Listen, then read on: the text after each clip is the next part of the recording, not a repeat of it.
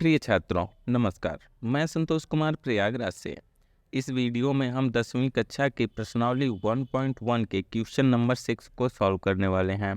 ये वीडियो इस प्रश्नावली के लिए पार्ट एफ का वीडियो है, वहीं पे 10वीं कक्षा के लिए 6वीं वीडियो है। 6वें क्वेश्चन के हल को यदि आप आसान भाषा में सीखना चाहते हो तो वीडियो को लास्ट तक जरूर देखना।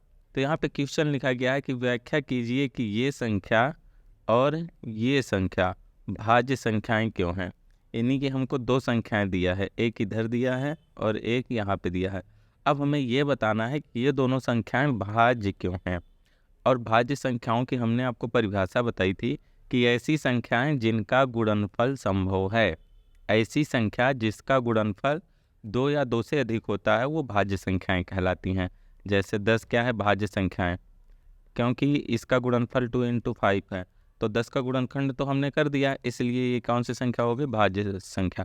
और अभाज्य संख्या क्या होती है, जिसका गुणनफल एक और खुद के सिवाय तीसरी संख्या नहीं होती है। जैसे 7 का गुणनखंड करेंगे तो 7 ही आएगा, और अगर आपको ज़्यादा ही लिखना चाहो तो एक और लिख सकते हो, ठीक है। उसी तरीके से 11 का गुणनखंड करेंगे तो 11 ही आएगा। तो ये 7 और 11 अभाज्य की श्रेणी में आती हैं और बाकी संख्याएँ भाज्य की श्रेणी में आती हैं। तो भाज्य संख्या क्लियर हो गया ना। अब हम सॉल्व पे बढ़ते हैं। यहाँ पे लिखते हैं हल। तो हमको दो चीज़ यहाँ पे प्राप्त हुआ है। क्या क्या प्राप्त हुआ, एक पहली संख्या प्राप्त हुई है, उसको लिख लेते हैं। प्राप्त है, क्या प्राप्त है, पहली संख्या। यहाँ पे लिखेंगे पहली संख्या। पहली संख्या क्या है, 7 × 11, 7 × 11 × 13 + 13, ठीक है। अब हम देखेंगे कि इस संख्या का गुणनखंड है या नहीं। तो हम इसको कुछ इस तरीके से सॉल्व करेंगे। हम देख रहे हैं कि यहाँ से यहाँ तक तो एक संख्या है और यहाँ से यहाँ तक दूसरी संख्या। तो इन दोनों में हम 13 कामन ले लेंगे। जब 13 कामन ले लेंगे तो ये संख्या बचेगी 7 और 11। तो इसको लिख लेते हैं 7 × 11।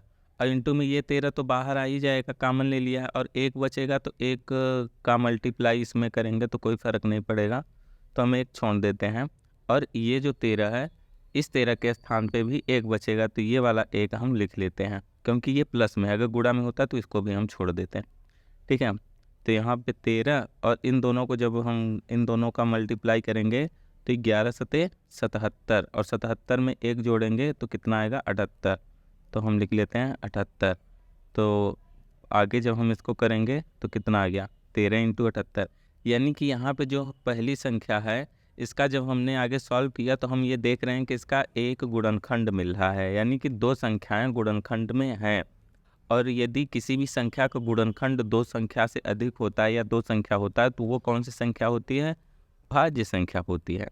यहाँ पर हमने लिख लिया है चूँकि इस संख्या का गुणनखंड संभव है, इसलिए यह एक भाज्य संख्या है। यानी कि पहली संख्या को जब हमने सॉल्व किया तो इसका हमको एक गुणनखंड प्राप्त हो गया। अब जब गुणनखंड प्राप्त हो गया तो यह एक भाज्य संख्या है, वही चीज़ हमने हिंदी में लिख दिया है। तो पहली संख्या भाज्य संख्या है, ये हमने प्रूव कर लिया। अब आते हैं दूसरी संख्या पे। आइए जी, इधर देखते हैं दूसरी संख्या।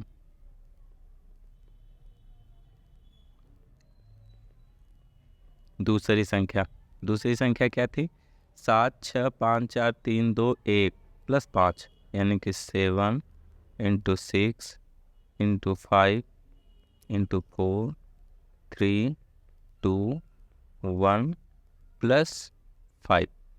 इसको सॉल्व करते हैं आगे। अब हम यदि गौर करें तो यहाँ से यहाँ तक की एक संख्या है, क्योंकि सभी संख्या मल्टीप्लाई में है, और ये जो 5 है ये प्लस में है, तो ये दूसरी संख्या हो जाएगी। तो यहाँ से यहाँ तक की संख्या में भी 5 है और यहाँ पे भी एक 5 है, तो हम ये 5 कामन ले लेंगे। तो यहाँ लिखेंगे सॉल्व करते समय 5 जब हम कामन लेंगे तो 5 को छोड़ के बाकी संख्या बची रहेंगी, तो क्या आएगा, 7 × 6, ये 5 गायब हो जाएगा, × 4 × 3 × 2, और ये एक का मल्टीप्लाई कर देंगे तो कोई अंतर नहीं आएगा, इसीलिए एक को भी हटा देते हैं। इस वाले 5 के स्थान पे एक बचा, तो हम ये 5 एक यहाँ पे लिख देते हैं, एक। आगे जब सॉल्व करते हैं तो ये 5 ज्यों का त्यों बाहर रहेगा। अब अंदर वाली सभी संख्याओं का हम मल्टीप्लाई करते हैं। अब ये 7 के मल्टीप्लाई को 6 में करेंगे तो 42 आएगा। 6 सत्ते 42 इंटू, अब आगे देखो इन तीनों का मल्टीप्लाई कर देते हैं तो 4 3 12 दूना 24, कितना आ गया 24। 42 इंटू 24 और प्लस में ये 1 बचा हुआ है।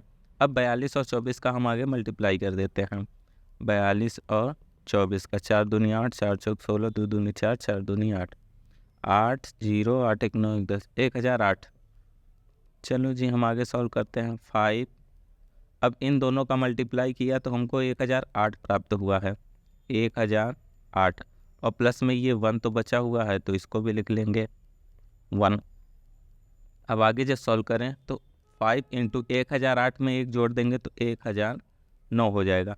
अब हम देख रहे हैं कि दूसरी संख्या जो हमारे पास है, ये वाली दूसरी संख्या, इसको भी जब हमने आगे सॉल्व किया तो इसका भी हमको 2 गुणनखंड मिल गया। अब जब 2 गुणनखंड मिल गया है तो ये भी क्या है, एक भाज्य संख्या है।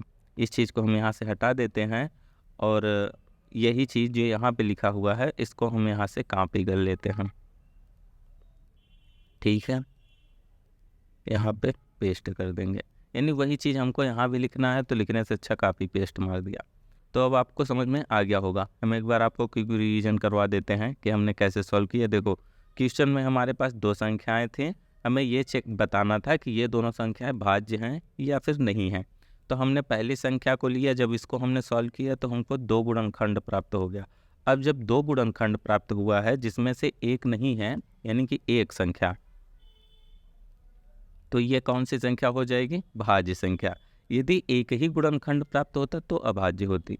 तो हमने ये लिख दिया है कि चूंकि इस संख्या का एक गुणनखंड संभव है, यानी कि गुणनखंड संभव है, मिला ही है, तो इसलिए यह एक भाज्य संख्या है। ठीक है, इसी प्रकार से दूसरी संख्या भी हमने उठाई, इसको सॉल्व किया तो इसका भी एक गुणनखंड हमें प्राप्त हो गया। अब वही चीज़ हमने यहाँ पे भी लिख दिया कि चूंकि इस संख्या का भी एक गुणनखंड संभव है, अतः यह भी एक क्या है, भाज्य संख्या है। क्लियर है ना कॉन्सेप्ट। आई होप कि आपको सब कुछ समझ में आ गया होगा। हमने इस वीडियो में आपको जो भी बताने की कोशिश किया, अगर कहीं पे भी समझ में नहीं आया तो कमेंट करके ज़रूर बता देना। साथ ही आप कमेंट करके अपनी राय भी वीडियो के बारे में दे सकते हैं। तो इसी के साथ करते हैं वीडियो को समाप्त। वीडियो को लाइक करने के साथ साथ चैनल को भी सब्सक्राइब जरूर कर लेना। तो मिलते हैं आपसे अगली वीडियो में, तब तक के लिए बाय एंड टेक केयर। ख्याल अपना बाय।